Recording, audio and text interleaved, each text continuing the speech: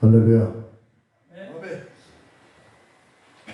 오늘은 이렇게 30년, 40년이 지금 와 계시는데 정말 반갑습니다. 이 코로나 위기 속에도 이 글로리아 부흥선교회 기도에 이렇게 많은 분들이 참석해 주셔서 하나님께 영광 돌리겠음을 정말로 기쁘게 생각하며 하나님 앞에 이 시간 우리 글로리아 부흥선교회 기도회로 하나님께 영광 돌리겠습니다. 사도신경으로 신앙을 고백하겠습니다.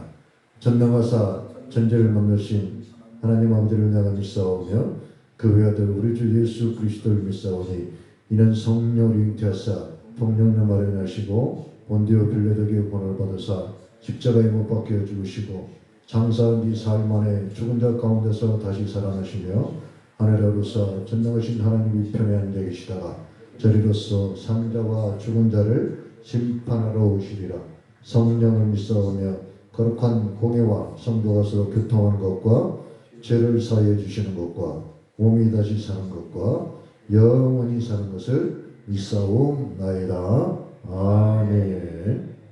우리 찬송가 한 장 부르겠습니다.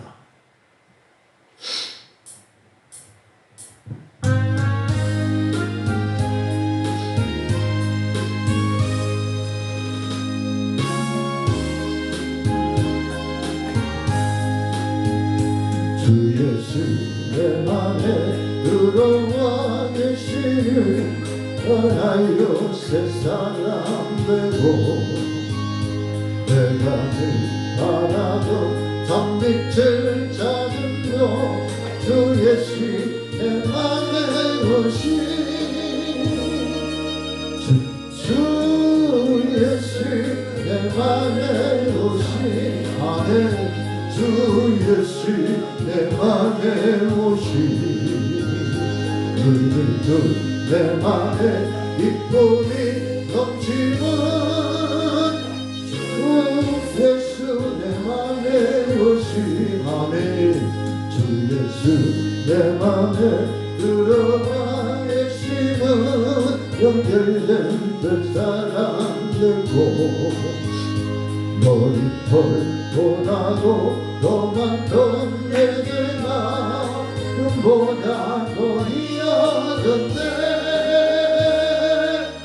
주 예수 내 맘에 오신 아멘. 주 예수 내 맘에 오신 내 맘에 기쁨이 넘치는 주 예수 내 맘에 오신 아멘. 내 맘에 소망을 든든히 가짐은 주 예수 내 맘에 오신 아멘.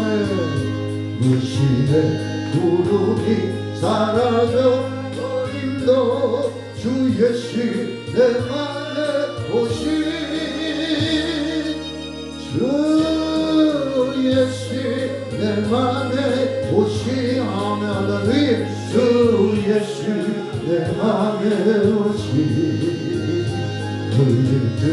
내 맘에 기쁨이 넘치는 주 예수 내 맘에 오신 사랑의 음침한 골짜기 하나가 밝은 빛 오연히 보여 저 멀리 하늘 문 환하게 보인도 주 예수 내 맘에 오신 아멘. 주 예수 내 맘에 오신 할렐루야. 주 예수 내 맘에 오신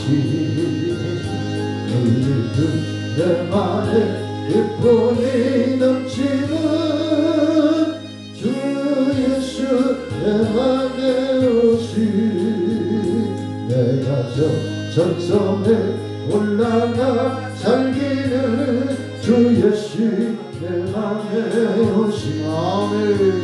전성에 올라가 주님을 드리니 그 기쁨 이길 때 없네. 주 예수 내 맘에 오신 아멘. 주 예수 내 맘에 오시 그 믿음 내 맘에 기쁨이 넘치는 주 예수 내 맘에 오시. 아멘. 하나님 말씀 보겠습니다. 하나님 말씀은 창세기 28장에서 말씀 보겠습니다.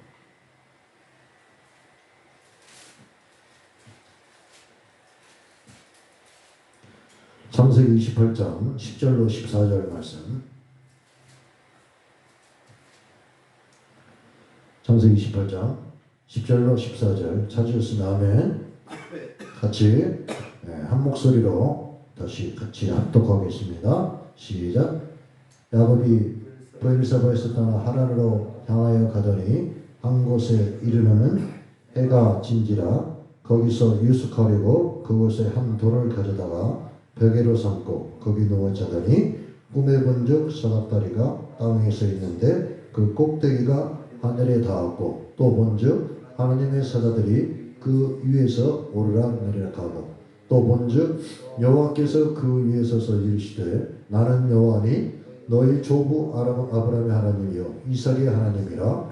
내가 누워있는 땅을 내가 나와 내 자손에게 주리니 내 자손이 땅이 티끌같이 되어 내가 서쪽과 동쪽과 북쪽과 남쪽으로 퍼져나갈 것이며 땅의 모든 족속이 너와 내 자손으로 말미암아 복을 받으리라.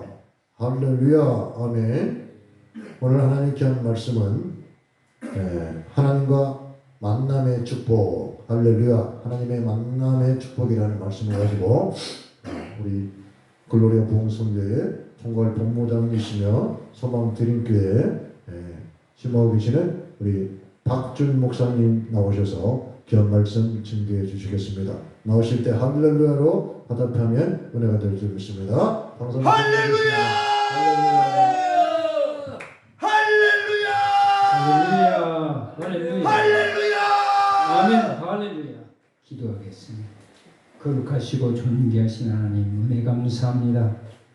오늘 귀한 청주 하늘 비전교회 말씀을 증거케 하시고 피차 은혜 받는 귀한 시간을 허락하시오니 감사합니다. 성령님 시간 말씀하여 주시옵소서. 저희가 듣겠나이다.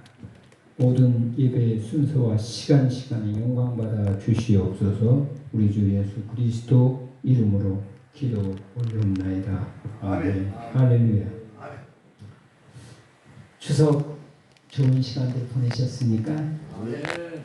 추석이 좋은 시간이고 즐거운 시간이셨습니까? 아멘. 감사합니다. 저는 어느 때부턴가 이 추석이 돌아오면 오히려 마음이 우울하고 또 슬퍼지는 것을 느꼈습니다. 왜 그런지 모르겠어요. 불과 10여 년 전부터 그런 어떤 친구분이 있었어요. 그런데 우리 추석은 한반도 우리 민족과 함께 지금까지 지켜져 내려온 세계에 없는 유일한 고유 명절이라는 거예요. 우리 여기 계신 글로리아 모든 목사님들과 또 영상을 통해서 이 말씀을 듣는 모든 우리 성도님들은 그 어렸을 때 우리의 모습을 한번 생각해 볼 수 있습니다.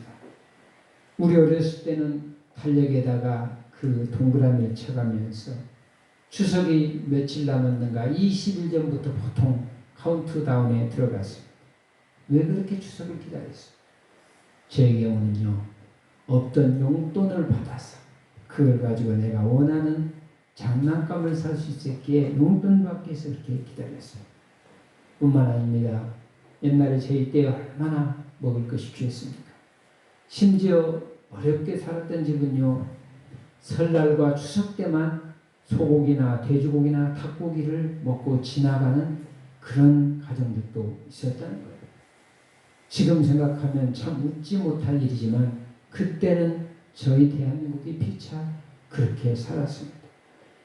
그래서 이제 추석이 돌아오면 형이나 누나에게 물려받지 않은 새 옷을 입고 그리고 이제 사촌, 팔촌까지 모두 모여서 만나는 그 기쁨으로 그렇게 추석을 세지 않았습니까?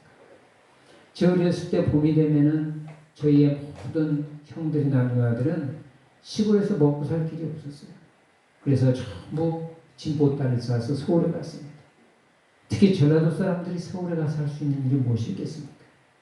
짜장면 배달, 다방, 아니면 배달, 하든 인력시장에서 그렇게 팔려가서 일을 하다가 명절이 돌아오면 그 작은 월급 받았던 돈을 꼬박 모아뒀다 부모나 형제가 좋아하는 그 선물 꾸러미를 사고 서울 용산역과 그 서울역 앞에서 수천 명이 고향에 가는 호남선 완행열차를 타기 위해서 밤을 새워 기다리다가 12칸 단 빡빡한 그 열차에 김밥이 되도록 꽉꽉 정해져서 그렇게 10시간, 12시간을 타고 고향을 향해서 달려왔다는 거예요.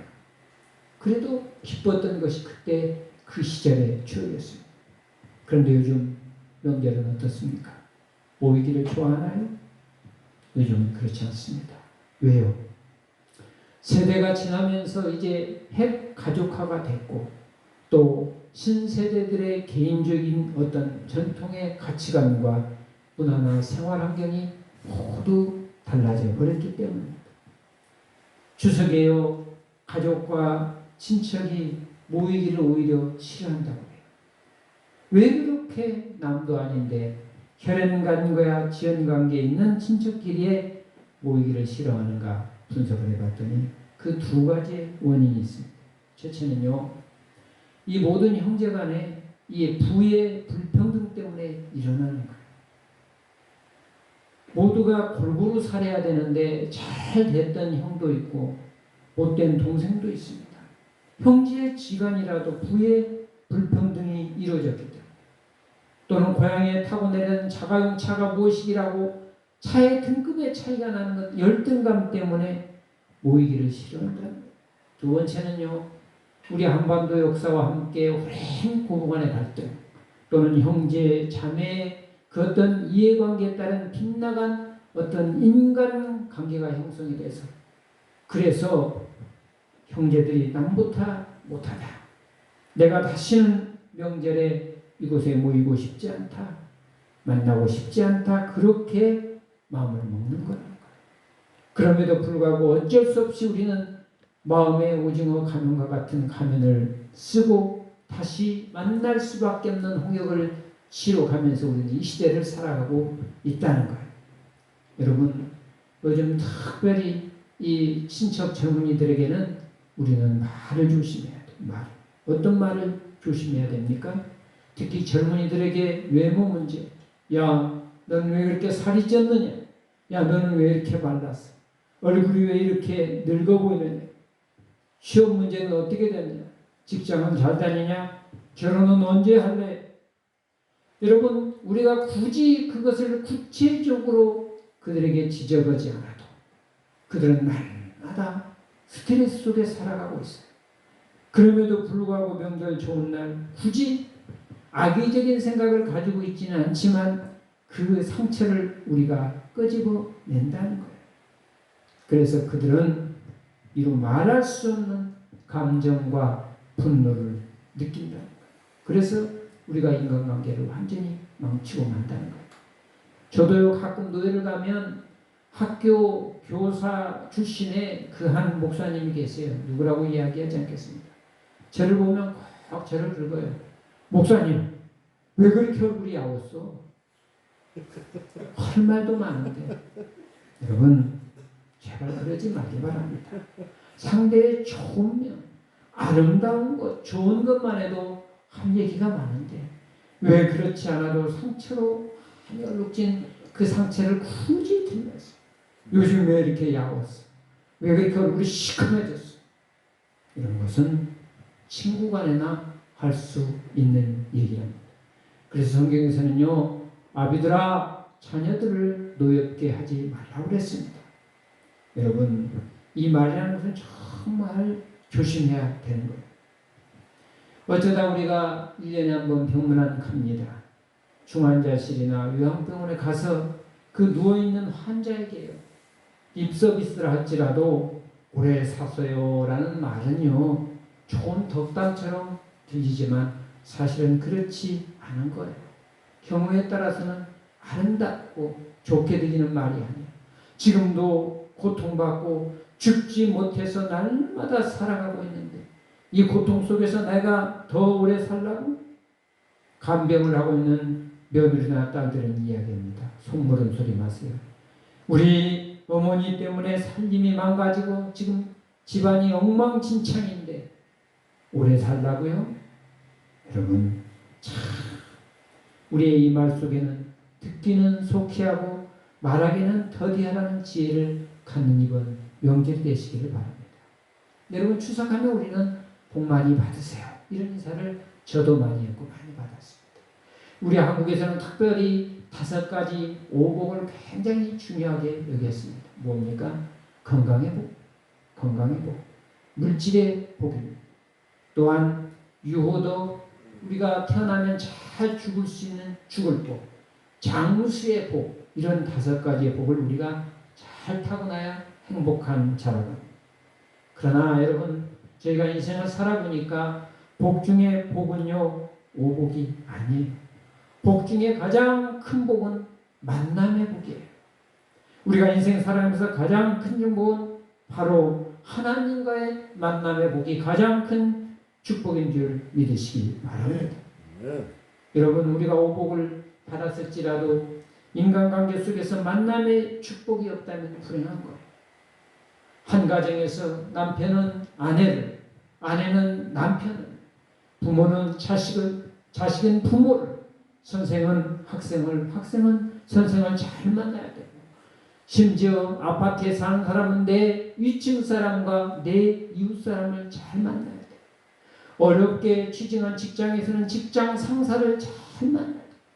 직장을 자주 옮기는 젊은이들의 가장 큰 질문 가운데 직장 상사가 싫어서 그만둔다는 겁니다.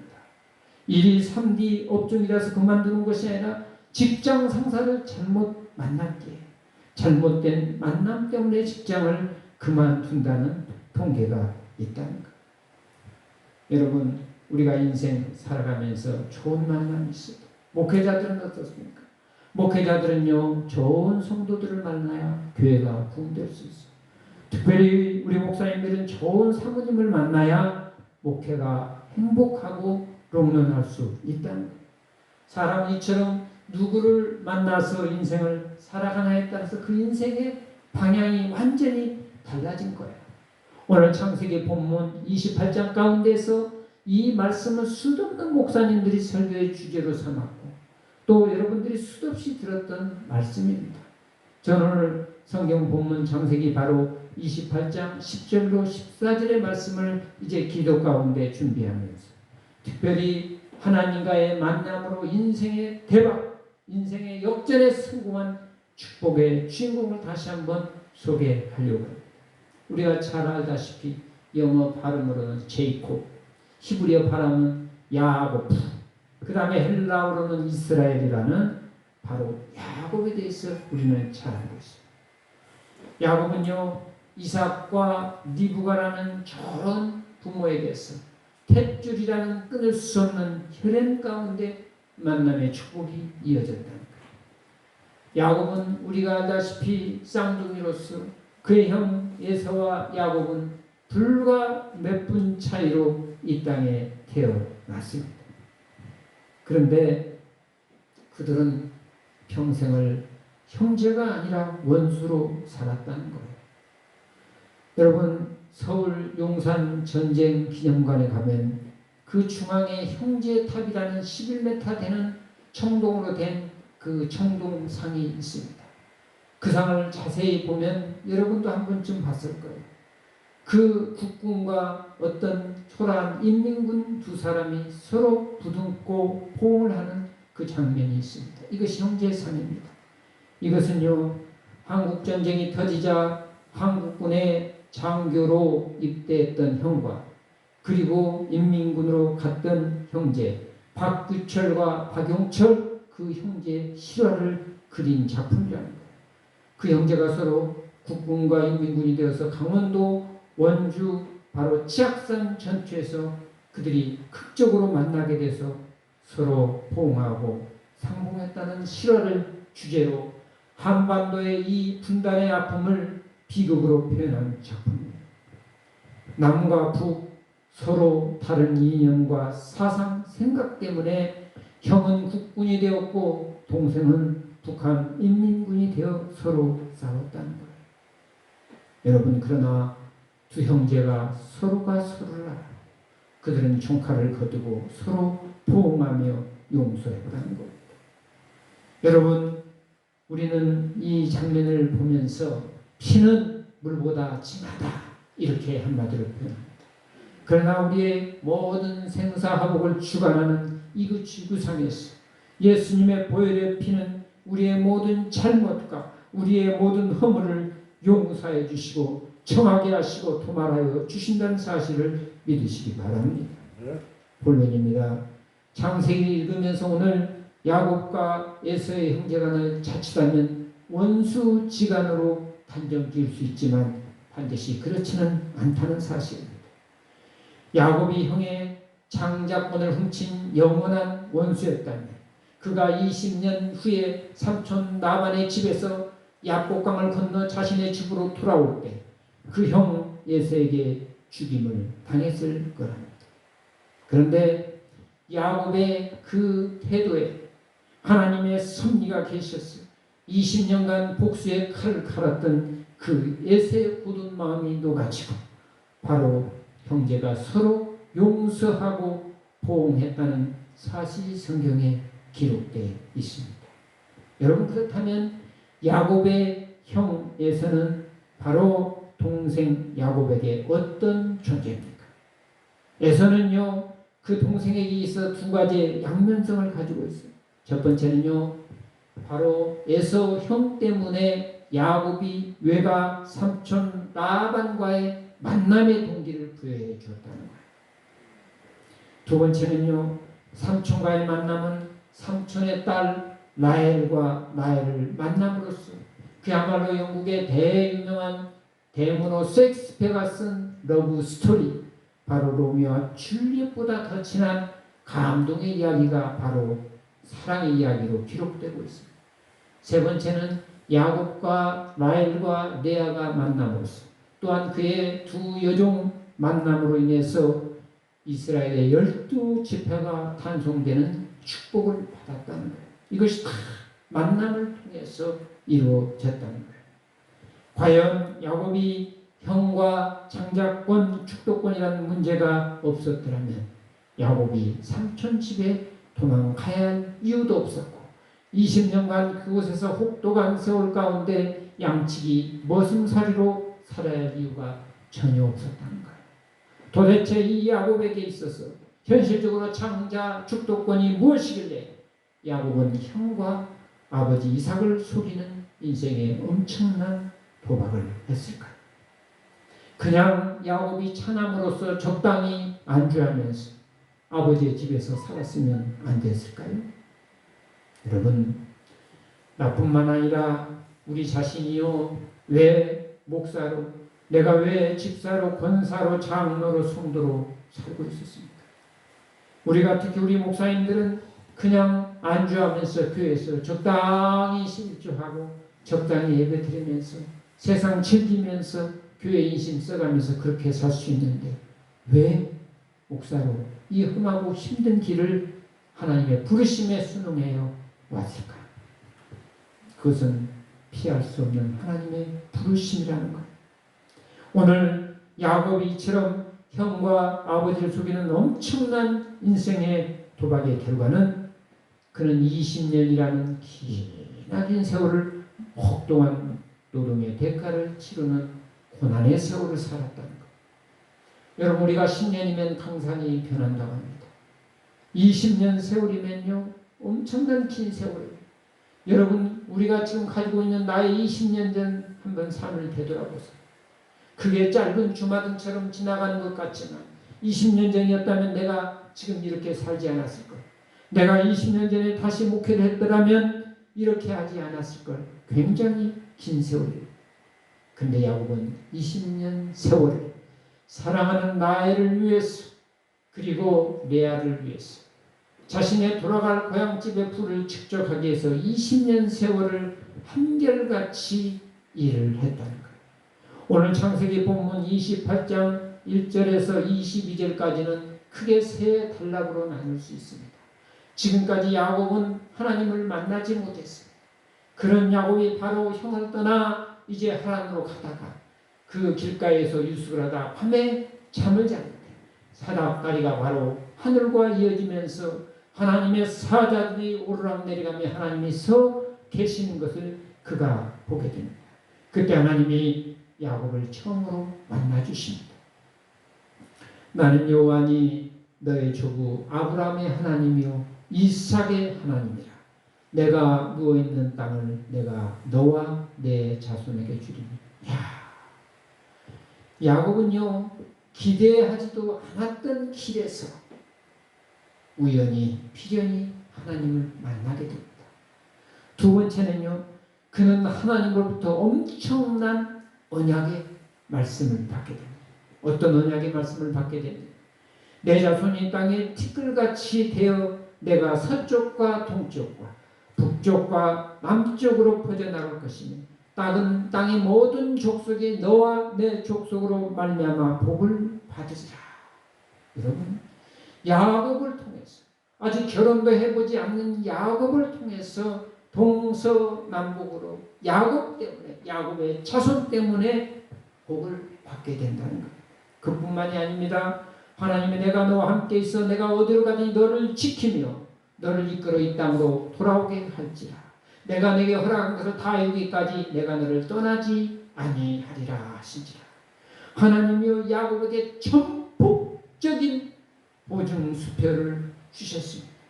창세기 28장은요 야곱에 있어서 대박난 자예요. 대박난 자. 그런데 야곱이 그런 약속의 말씀을 들었지만 20년 동안 어느덧 하나님의 언약의 말씀을 잊히고 그가 어느덧 중년의 황금기가 다 지나고 눈가에는 찬주름이 내리고 머리에는 하얀 서리가 내린 백발 노인이 되고 허리는 굽어가는 노인이 다 되어 있다. 그러나 그 20년의 세월은 야곱이 되고 야곱이 이스라엘이 되어 하나님의 약속의 말씀을 이루는 기간이었다는 거예요. 7년 동안에는요 하나님께서 야곱이 주신 말씀 야곱 하나가 미랄이 떨어져 땅에 썩이는 수많은 열매를 맺듯이 그 7년의 세월은 하나님의 말씀 싹이 나는 기간이었습니다. 그런 7년 다시 레아를 위해서 더 살아야 하는 7년은요 드디어 꽃이 피기 시작했습니다. 마지막 7년은요 야곱이 꽃이 핀 그곳에서 열매를 맺어서 그 축복의 열매를 거둬가는 축복의 긴 시간이었습니다.